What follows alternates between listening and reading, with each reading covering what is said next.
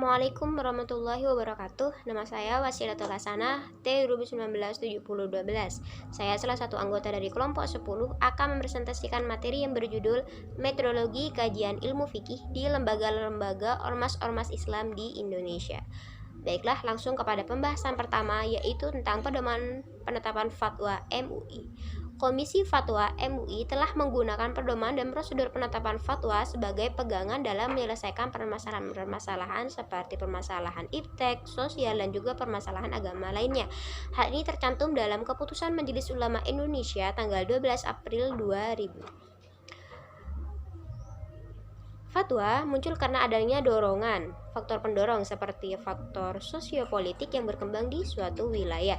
Hal ini menyebabkan timbulnya beberapa fatwa yang berkaitan dengan permasalahan-permasalahan yang berbeda.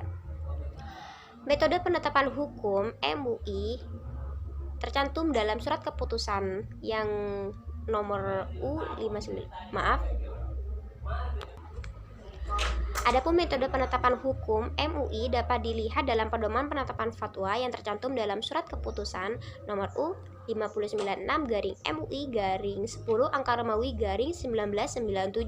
Dalam surat keputusan ini terdapat 3 poin, yaitu yang pertama dasar-dasar umum, yang kedua prosedur penetapan fatwa, dan yang ketiga teknik dan juga kewenangan organisasi dalam penetapan fatwa. Yang pertama adalah dasar-dasar umum penetapan fatwa. Hal ini tercantum dalam pasal 1 ayat 1 dan 2, ya, di mana dalam ayat 1 fatwa harus didasarkan pada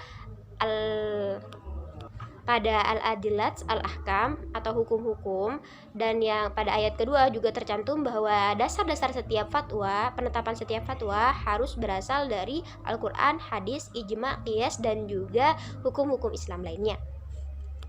Sedangkan poin yang kedua adalah prosedur penetapan fatwa. Hal ini dilakukan dengan langkah-langkah berikut. Yang pertama, masalah diajukan kepada MUI, dan yang kedua, masalah tersebut dirapatkan dalam rapat komisi, dan yang ketiga, para ahli mempertimbangkan pendapat-pendapat, dan yang keempat, ketika pertimbangan sudah menampung beragam banyak pendapat, maka dilakukan tarjih, di mana tarjih tersebut adalah mengambil dalil yang lebih unggul atau pendapat yang lebih unggul. Dan langkah selanjutnya apabila tarjih tidak menghasilkan keputusan yang diinginkan, maka dilakukan dengan ilhaq, di mana ilhaq ini dilakukan dengan memperhatikan mulhaq bih, mulhaq ilaih, dan juga al-wajhu al-ilhaq. Nah, langkah terakhir apabila keputusan juga tidak dapat diperoleh dengan mulhaq atau al-ilhaq, maka dilakukan dengan ijtihad jama'i, di mana ijtihad jama'i ini didasarkan pada al-qawaid al-usuliyah dan al-qawaid al-fiqhiyah. Poin ketiga adalah kewenangan dan juga teknik MUI dalam penetapan fatwa. Kewenangan MUI di sini terdapat 2 ruang lingkup. Yang pertama adalah permasalahan umum yang terjadi secara nasional, dan yang kedua adalah permasalahan-permasalahan yang terjadi di sebuah daerah akan tetapi dikhawatirkan akan menyebar ke daerah-daerah yang lain. Sedangkan teknik yang digunakan MUI dalam penetapan hukum adalah rapat komisi dengan para ahli-ahli yang pakar di bidangnya. Pembahasan kedua adalah tentang metode ijtihad MT-PPI Muhammadiyah. Metode ijtihad MT-PPI Muhammadiyah ini terbagi dalam 3 bagian. Yang pertama terkait dengan metode, yang kedua tentang pendekatan, yang ketiga tentang teknik. Metode ijtihad MT-PPI Muhammadiyah ini ada 3 poin. Yang pertama adalah bayani, di mana bayani adalah metode istimbat dengan menggunakan pendekatan kebahasaan, menggunakan bahasa pendekatan seperti itu. Dan yang kedua adalah ta'lili. Ta'lili adalah metode istimbat hukum dengan menggunakan akal rasio atau pikiran yang jernih. Dan yang ketiga adalah istislahi atau filosofis falsafi, di mana istislahi ini adalah metode istimbat hukum dengan menggunakan pendekatan falsafah. Pendekatan MT-PPI yang digunakan dalam berijtihad adalah sejarah, sosiologi, antropologi, dan hermeneutik. Adapun teknik ijtihad MTPPI adalah ijma, qiyas, dan maslahah mursalah dan al-urf. Tetapi bila dalam dalil-dalil tersebut terdapat pertentangan, maka dilakukan langkah-langkah berikut. Yang pertama adalah al-jam'u wa taufik, di mana al-jam'u wa taufik ini adalah menampung semua dalil-dalil meskipun di dalamnya terdapat perbedaan.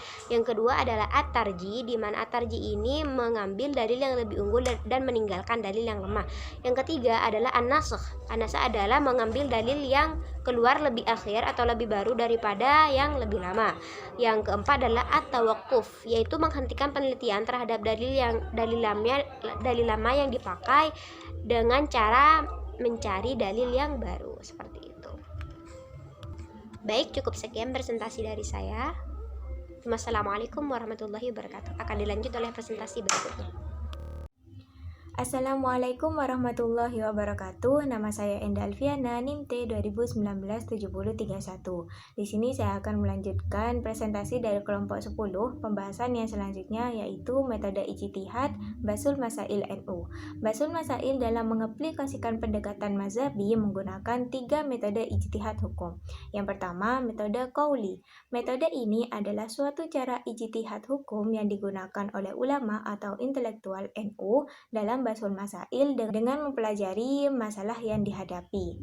Kemudian mencari jawaban pada kitab-kitab fikih dari Mas'am 4 dengan mengacu dan merujuk secara langsung pada bunyi teksnya. Yang kedua yaitu metode ilhaqi. Metode ilhaqi dalam prakteknya menggunakan prosedur dan persyaratan mirip qiyas. Oleh karena itu dapat disebut juga dengan metode qiyasi versi NU. Nah, apa perbedaan dari qiyas dan ilhaq? Kalau qiyas itu adalah menyamakan hukum sesuatu yang belum ada ketetapannya dengan sesuatu yang sudah ada kepastian hukumnya berdasarkan nas Al-Quran dan Al-Hadis. Sedangkan qiyas itu kepastian hukumnya itu berdasarkan teks suatu kitab atau muktabar. Yang ketiga yaitu metode manhaji. Metode manhaji adalah suatu cara menyelesaikan masalah keagamaan yang ditempuh Basul Masail dengan mengikuti jalan pikiran dan penetapan hukum yang telah disusun oleh imam mazhab. Pembahasan selanjutnya yaitu metode ijtihad Dewan Hizbah Persis. Yang pertama yaitu beristidlal dengan Al-Quran, yang kedua beristidlal dengan Al-Hadis, yang ketiga ijtihad atas masalah yang tidak ada nas. Dalam hal ini ditempuh ijtihad jama'i melalui sidang Dewan Hizbah. Sekian presentasi dari kelompok kami, kurang lebihnya mohon maaf. Wabillahi taufiq wal hidayah. Wassalamualaikum warahmatullahi wabarakatuh.